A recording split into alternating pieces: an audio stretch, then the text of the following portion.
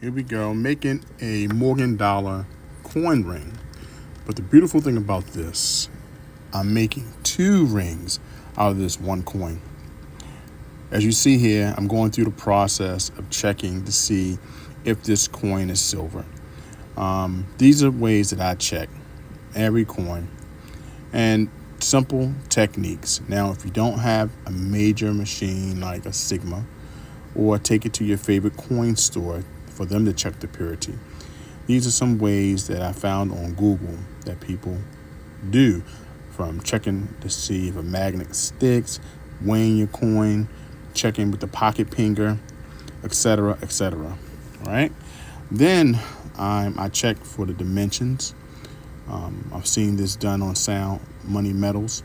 Check the dimensions of your coins, the thickness, everything that you possibly can.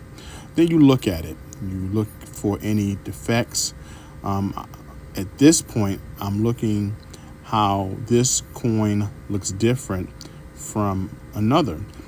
Just look at the strike of the ear.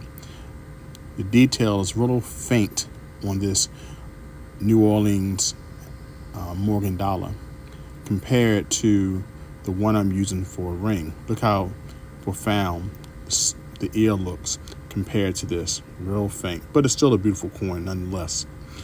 Now, this is the part that people hate. This is the part where I punch a hole in the center of this beautiful Morgan dollar.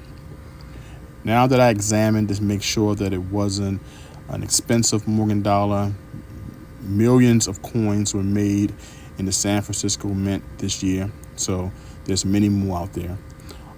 Matter of fact, the other Morgan costs and it's worth a lot more. So that's why that I chose to use this one here.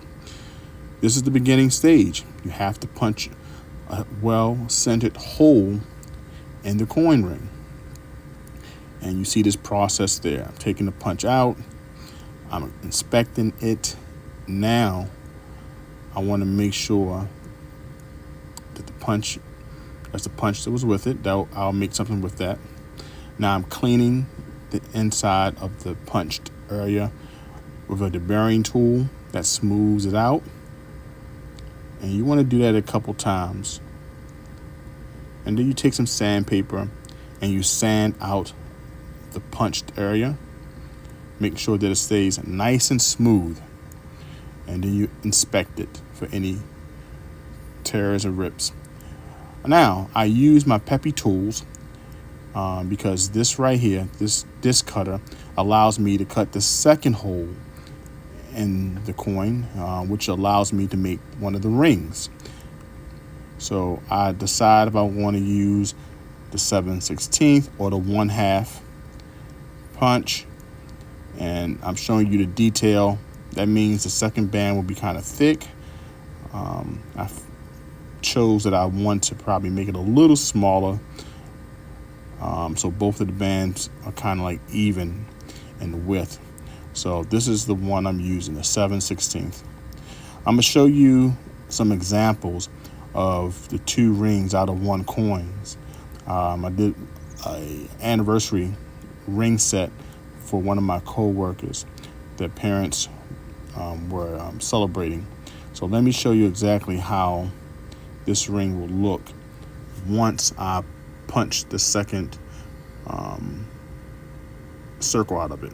Something just like this. This 1878 is an example of the his and her band that I'm going to create with the coin you saw earlier. So I may engrave the inside of the band, as you see here, and that's how it's going to look once it's punched. And then the end process will be the 2-band coin ring.